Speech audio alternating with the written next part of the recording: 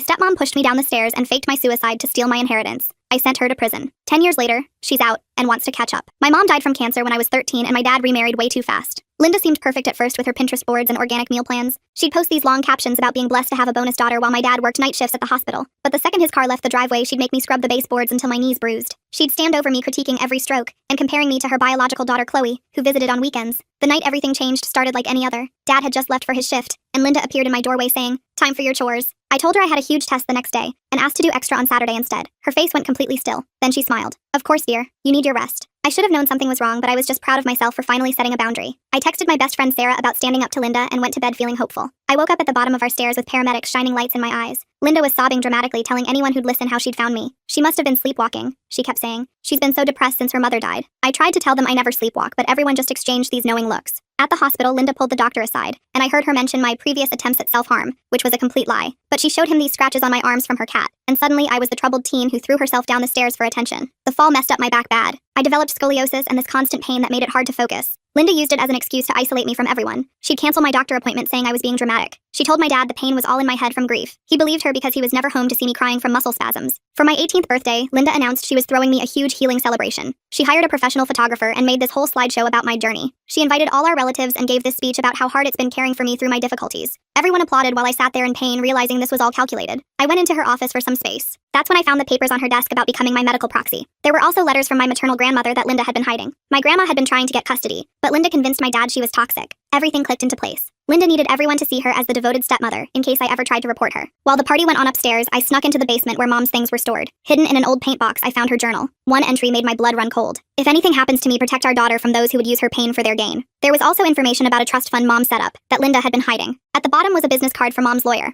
I recorded Linda on my phone telling Chloe, "Once I'm her medical proxy, we can finally access everything." Then I texted the lawyer from Sarah's phone and sent her all the evidence I'd gathered over the years. The next hour was a blur. The lawyer showed up at the party with my grandmother and 2 police officers. Linda tried to play innocent, but they had warrants. Turns out she'd done this before to her first husband. As they led her away in handcuffs, my dad finally broke down and apologized for not believing me. I moved in with my grandmother that night. For the first time in years, I felt safe. She got me proper medical treatment, and slowly the pain became manageable. I started college and even made new friends who didn't know my story. 6 months later, I was studying in my dorm when my dad called. His voice was shaking. Linda made bail and disappeared. Her lawyer can't reach her. I asked what this had to do with me. He said, "She called asking weird questions about your recovery, about your doctors and physical therapy schedule." My stomach dropped. The first weird thing happened 2 days later. I was leaving my morning psych class when I spotted Chloe sitting on a bench outside. She was just staring at me. I hadn't seen her since Linda got arrested. She looked different, thinner, with dark circles under her eyes. Her usually perfect blonde hair was unwashed and tangled. I tried to walk past, but she stood up and blocked my path. She told me I ruined her mother's life. I said her mother ruined mine first. She laughed and said I had no idea what was coming. Then she just walked away. I figured she was upset about her mom, so I didn't report it. That night, I found a note under my dorm room door. It said I was an ungrateful liar who destroyed a good woman. The handwriting looked like Chloe's. The same loopy letters I remembered from the birthday cards Linda made her sign for me. I showed it to my roommate Emma, but she said it was probably just someone pranking me. The next morning, there was another note. This one had details about my class schedule. It mentioned which building I'd be in at what time. Now I was getting scared. I called my dad, but he said Chloe was probably just processing her emotions. He suggested I give her space. I tried calling my grandmother, but she was at her book club, so I went to campus security instead. The guy at the desk barely looked up from his phone. He said unless there was an actual threat, they couldn't do anything. A schedule wasn't threatening enough, apparently. I left feeling more vulnerable than ever.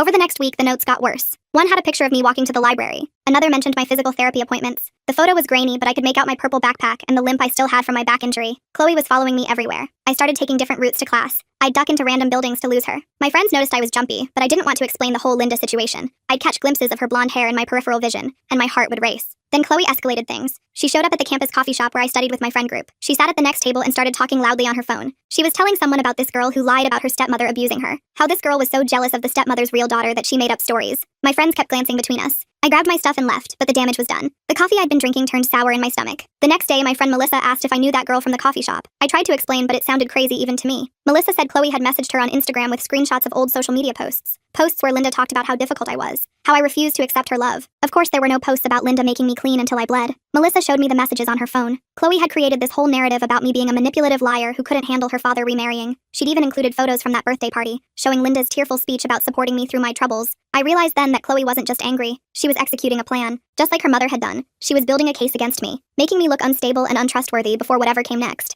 The pattern was so familiar it made my skin crawl. I thought about calling the police, but what would I say? That my stepsister was telling people I lied? They'd probably take one look at my history and dismiss me just like everyone else had. That night, I couldn't sleep. Every sound in the hallway made me jump. I kept checking the locks on my door and peeking through the blinds. Around 3 in the morning, I saw a figure standing under the streetlight outside my dorm. Even from 4 floors up, I recognized Chloe's silhouette. She stood there for an hour, just watching my window. When I finally worked up the courage to look again, she was gone. But I knew she'd be back. This was far from over. The next morning, I found another note slipped under my door, this time with a single line that chilled me to the bone. Mother sends her regards. My hands trembled as I held the paper, knowing that Linda was out there somewhere, orchestrating everything through her daughter. I called my grandmother right away. She answered on the second ring even though it was barely 6 in the morning. The sky outside my dorm window was still dark, with just a hint of purple creeping along the horizon. I could hear the concern in her voice immediately. She knew I wouldn't call this early unless something was seriously wrong. I told her everything about Chloe and the notes, my words tumbling out in a rush. She went quiet for a long moment, and I could picture her sitting in her kitchen, probably already dressed for the day in one of her floral house dresses, processing what I'd just told her. Then she said she was hiring someone to look into this. I asked what she meant, confused by her sudden decisiveness. She said a private investigator, someone who could figure out what Linda and Chloe were really up to. Her voice had that steel edge I remembered from when she'd stood up to my school principal in 3rd grade. Within 2 hours, she'd already made the arrangements, calling in favors from her vast network of friends and acquaintances. The investigator's name was Wayne. He showed up at my dorm that afternoon looking like any other dad visiting his kid. Gray hair cut short and neat, polo shirt tucked into khakis, comfortable walking shoes, nothing that would make anyone look twice. He even carried a campus map like a confused parent trying to find their way around. He knocked on my door with a specific pattern my grandmother had told me to expect. When I let him in, he immediately scanned my room, taking in the windows, the lock on the door, even checking the closet. He asked me to walk him through everything, his voice calm and professional. I showed him all the notes I'd kept, stored in a shoebox under my bed.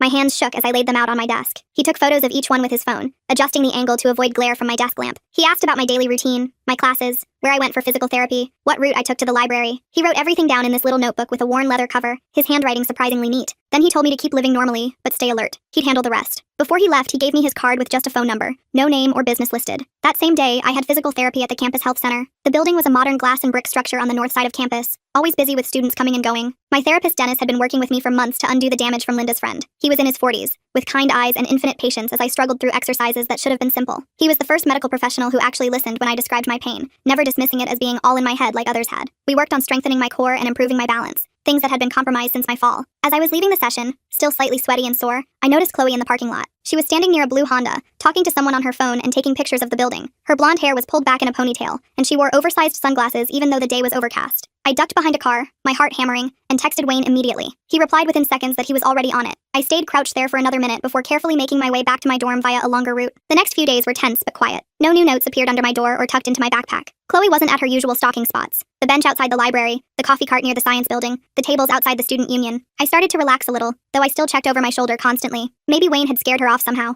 I even went to a study group without constantly looking over my shoulder, actually managing to focus on organic chemistry for more than 5 minutes at a time. My friend Ethan, who sat next to me in most of our pre-med classes, asked if I was feeling better. He'd noticed how jumpy I'd been lately. I said yeah, things were looking up, and for the first time in weeks I actually meant it. I should have known it was too good to last. Peace never lasted long when Linda was involved. Friday afternoon, I got a call from the health center. I was in my room, halfway through a sandwich and reviewing notes for my anatomy exam. The receptionist said there was an issue with my insurance. Her voice sounded strained, like she was dealing with something outside her usual routine. Someone had called claiming to be me and tried to cancel my physical therapy coverage. They needed me to come in person to verify my identity and sort out the confusion. My hands started shaking so badly I dropped my sandwich. Mustard splattered across my notes. I knew exactly who that someone was. I called Wayne and told him what happened, trying to keep my voice steady. He said to go to the appointment, but he'd be nearby. He told me to act normally, not to let on that I suspected anything. I changed into a clean shirt, my hands still trembling as I buttoned it. At the health center, the receptionist Beverly looked confused and slightly frazzled. She was an older woman who'd always been kind to me, remembering my name and asking about my classes. She said the caller had known all my information, my birthday, my insurance ID number, even my social security number. The only reason they flagged it was because the voice sounded different from mine, higher pitched and with a slight accent I didn't have. She pulled up the call log on her computer, her manicured nails clicking on the keyboard. The number was blocked, but they'd recorded it for security purposes,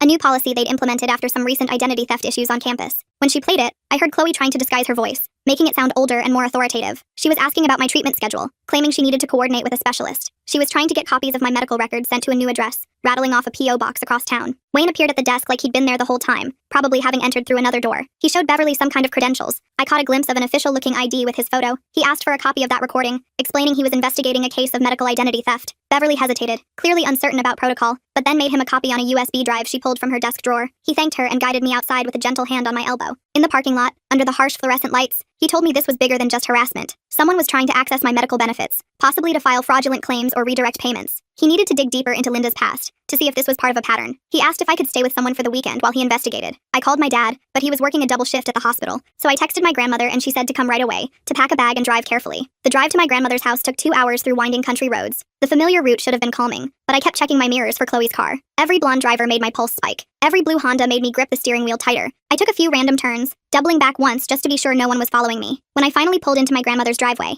gravel crunching under my tires, she was already waiting on the porch. The sight of her, small but fierce in her lavender cardigan, made my eyes burn with unshed tears. She hugged me tight, enveloping me in the scent of her rose perfume, and led me inside. Her house smelled like cinnamon and safety, like the snickerdoodles she'd been baking. She'd made up my mom's old room for me, with fresh sheets that smelled like lavender fabric softener. Seeing those familiar walls, still painted the soft yellow my mom had chosen in high school, made me want to cry. She told me Wayne had already called with an update. What he'd found was worse than we thought. She wouldn't tell me the details yet, just held me while I finally let myself break down.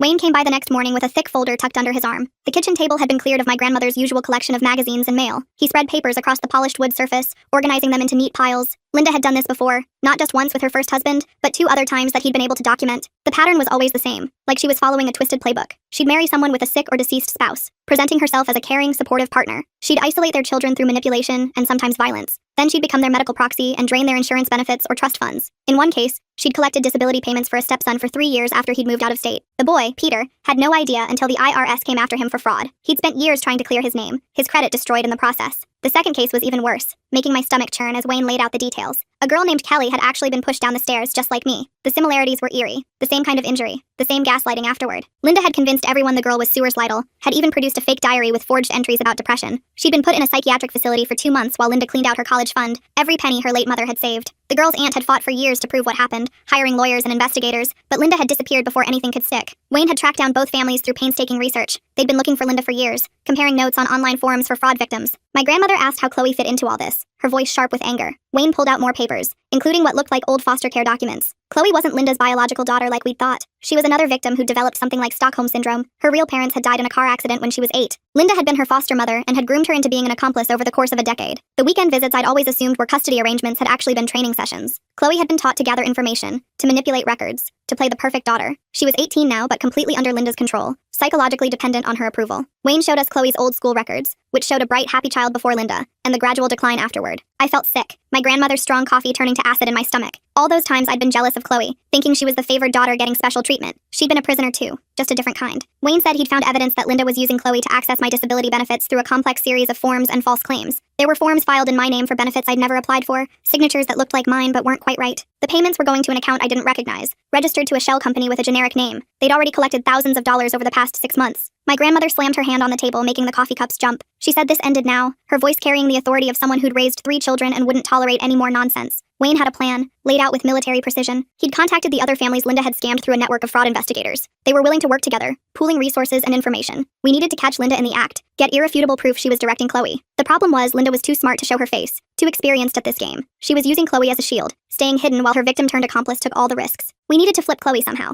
make her see that Linda was using her too. It sounded impossible. How do you deprogram someone who's been manipulated for 10 years? How do you make them see the truth when lies are all they've known? I went back to campus on Monday with Wayne's assurance that he'd have someone watching. He wouldn't tell me who, said it was better if I didn't know so I wouldn't accidentally look for them. I tried to act normal, but I was constantly on edge, jumping at shadows and unexpected noises. During lunch, I saw Chloe in the cafeteria. She was sitting alone at a corner table, picking at a salad without really eating. She looked exhausted, with dark circles under her eyes and her usually perfect hair hanging limp. I made a decision that Wayne probably wouldn't approve of. I grabbed my tray, my hands surprisingly steady, and sat down across from her. She looked up, startled, her fork clattering to her plate. I told her I knew about Linda's other families. Her face went pale, all color draining away. I kept talking before she could leave, the words coming out in a rush. I told her about Peter and Kelly, about the years of trauma Linda had caused, how Linda had used them and thrown them away when she was done. I said I knew she wasn't Linda's real daughter, that Linda had taken her from her real family who'd loved her, that Linda had lied about her parents abandoning her. Chloe's hands started shaking, making her water glass tremble. She said I didn't know anything, that I was making things up, but her voice cracked, uncertainty creeping in. I pulled out my phone and showed her the documents Wayne had given me copies of, her foster care records with her real last name, her real parents' obituaries, describing them as loving people who'd died tragically young, the police report from when Linda first got custody, full of inconsistencies. Chloe stared at the screen like she was seeing a ghost, her face crumpling. She started crying right there in the cafeteria, not delicate tears but ugly body-shaking sobs. People were staring, whispering, but I didn't care.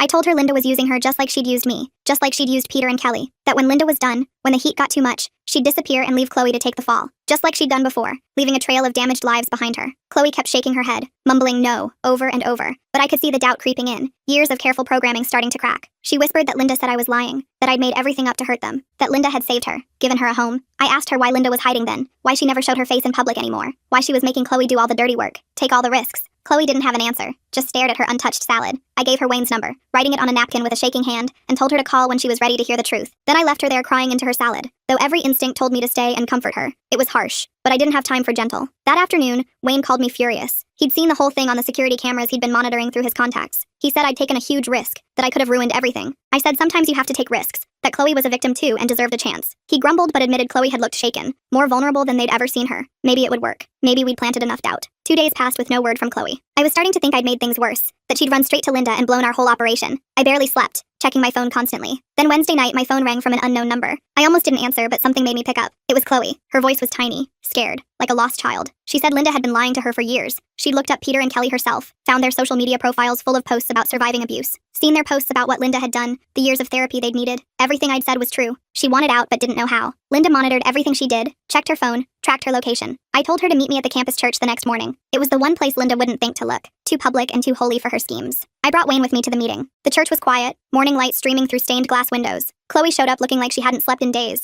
her designer clothes wrinkled and her makeup smudged. She was clutching a backpack like her life depended on it, knuckles white with tension. When she saw Wayne, she almost ran, taking a step backward toward the door. I told her he was there to help, that we both were, that she wasn't alone anymore. She sat down in the last pew, as far from the altar as possible, and started talking. The words poured out like a dam breaking, years of secrets and pain flooding out, years of manipulation and control, of being told she was worthless without Linda. Linda had told her that her real parents had abandoned her, sold her for substance money, that no one else would ever want her, that she was damaged goods, that Chloe owed her everything for taking in such a burden. Chloe pulled papers from her backpack with shaking hands, bank statements showing the fraudulent accounts, forged documents with Linda's notes in the margins, recordings on her phone of Linda coaching her on what to say. Linda had made her keep records of everything in case they needed to blackmail someone, never realizing she was creating evidence against herself. Instead, Chloe was turning it all over to us. There were details about the other families Linda had targeted, some we didn't even know about, contact information for victims across 3 states, and most importantly, evidence of where Linda was hiding. She was staying at a rundown motel 2 towns over, paying cash weekly, directing everything from room 237. She only contacted Chloe through burner phones, always paranoid about being traced. Wayne took the evidence with gloved hands, treating it like the precious proof it was, and made some calls. Within an hour, he'd coordinated with the other families and their investigators. They'd all been looking for Linda for years, sharing information and false leads. Now they knew exactly where she was. But we needed to be careful. If Linda got spooked, if she sensed the walls closing in, she'd run again, disappear into another identity, another state, another family to destroy.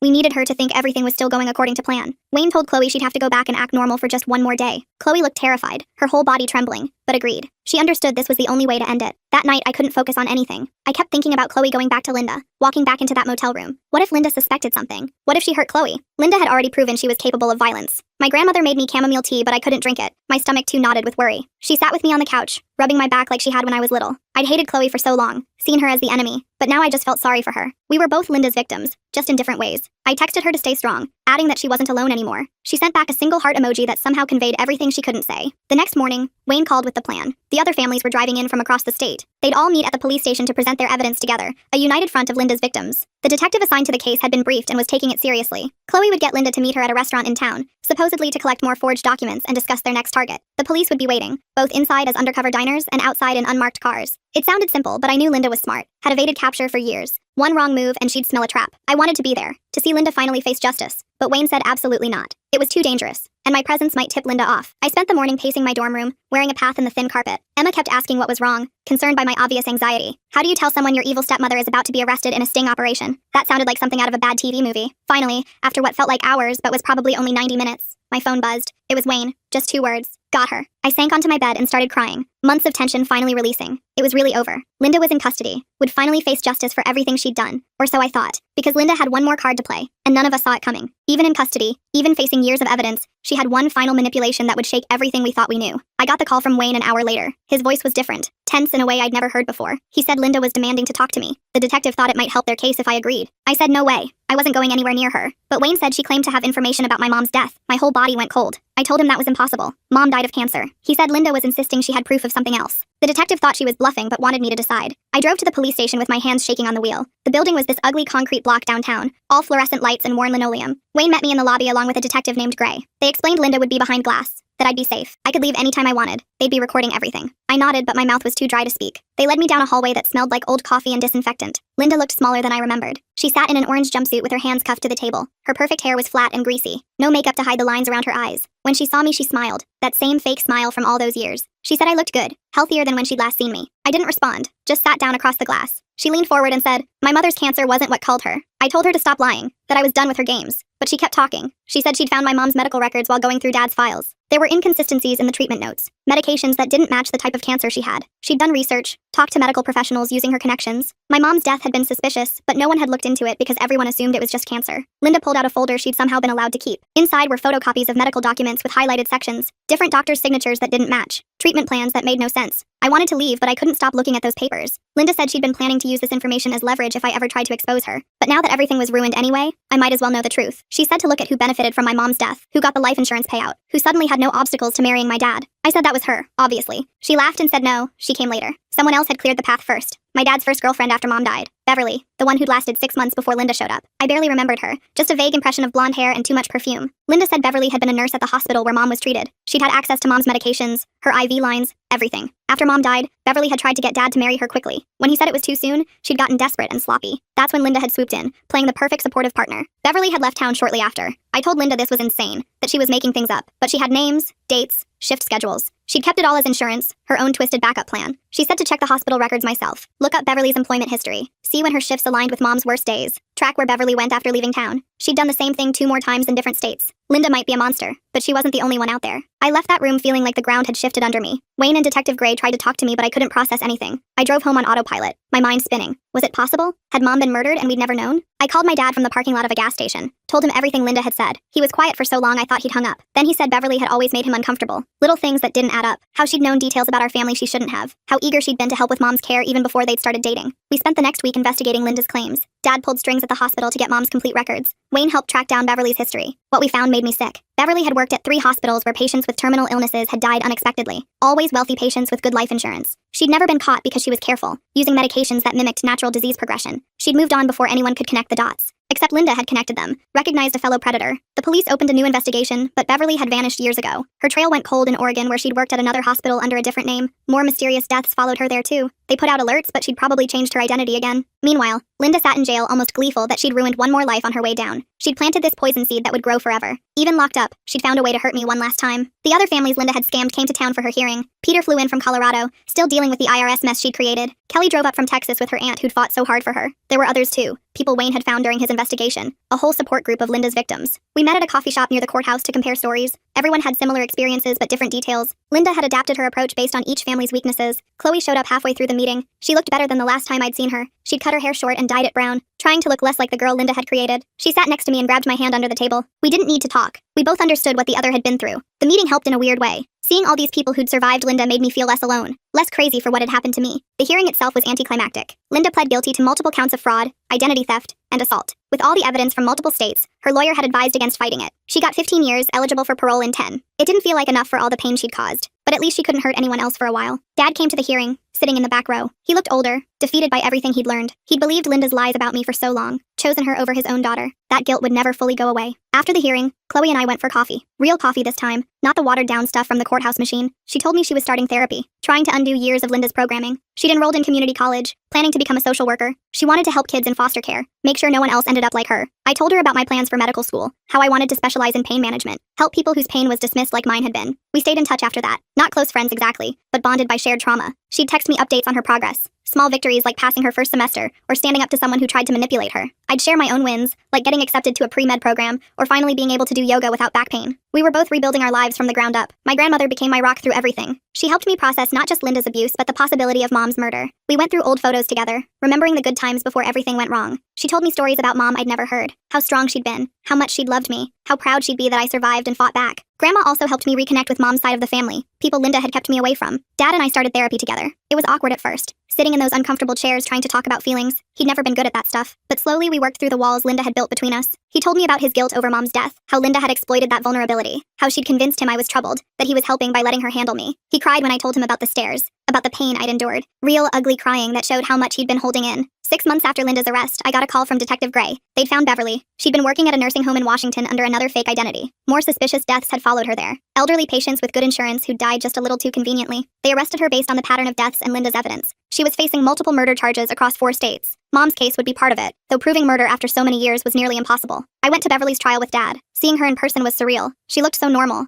like someone's aunt or a friendly neighbor, not like someone who'd culled my mother and who knows how many others. The prosecution laid out the pattern of deaths, the financial motives, the access she'd had. Linda testified via video link from prison, clearly enjoying her moment in the spotlight. Even in an orange jumpsuit, she managed to seem smug. The jury found Beverly guilty on 8 counts. Life without parole. Walking out of that courthouse, I felt something shift. Not closure exactly, but maybe the beginning of it. Mom was still gone. I'd still suffered years of abuse. But the truth was out now. Both monsters who'd hurt my family were behind bars. I could stop looking over my shoulder, stop waiting for the next attack. I could just be a normal college student worried about exams and dating instead of survival. I graduated last month with my bachelor's degree. Dad, Grandma, and even Chloe came to the ceremony. Wayne sent a card saying he was proud of me. I'm starting medical school in the fall, finally pursuing the dream Linda had tried to steal. I still have bad days. Sometimes my back acts up and I remember those nights crying on the basement floor. Sometimes I have nightmares about stairs. But I also have good days now. Days where I forget to be afraid. Days where I can just exist without constantly watching for threats. I know Linda gets out eventually. 10 years if she behaves herself. But I'll be ready. I'm not that scared teenager anymore. I have support, evidence, and the knowledge that I survived her once. She has no power over me now. Same with Beverly, rotting in her cell. They're just bad chapters in my story, not the whole book. I get to write the rest myself, and I'm going to make it a good one. Not because of them or in spite of them, but because I deserve it. Because Mom would want me to live fully, not just survive. Last week I was cleaning out some old boxes and found a photo from that awful birthday party. There I was, frozen smile while Linda gave her performance. But now I could see what I'd missed then. In the background, barely visible, was my friend Sarah looking concerned. My dad checking his phone, probably wishing he could leave for work. Even some relatives looking uncomfortable with Linda's show. I wasn't as alone as I'd thought. People had seen something was wrong, even if they didn't know what to do about it. That photo used to make me angry. Now it just makes me grateful for how far I've come. Chloe called yesterday.